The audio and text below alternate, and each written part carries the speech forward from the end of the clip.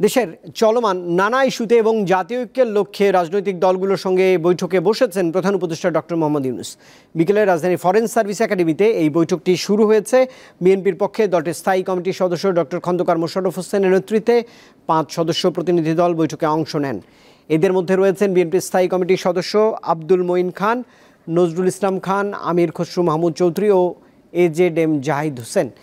জামাত ইসলামীর আমির ডাক্তার শফিকুর রহমানের নেতৃত্বে বৈঠকে অংশ নিয়েছে তাঁর দলের 4 জন।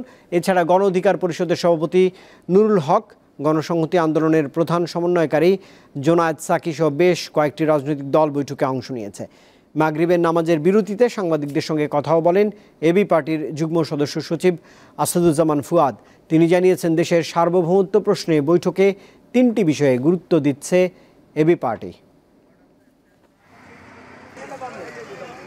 ভারতে সহ সারা বিশ্বে বাংলাদেশ বিরোধী যেই প্রপাগান্ডাগুলো চলছে, এগুলোর ব্যাপারে রাষ্ট্র হিসাবে আমাদের করণীয় কি, প্রথম বিষয়।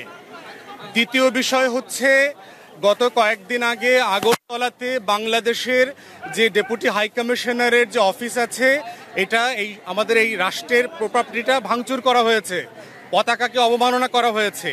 এই বিষয়ে কি করণীয় হতে পারে? আর থার্ড হচ্ছে, বাংলাদেশে সংখ্যালঘু নির্যাতন নিয়ে যেই গল্প এবং উপন্যাস সারা দুনিয়াতে চলছে, সেই বিষয়ে আপনারা কি মত দেবেন, আমাদের করা দরকার।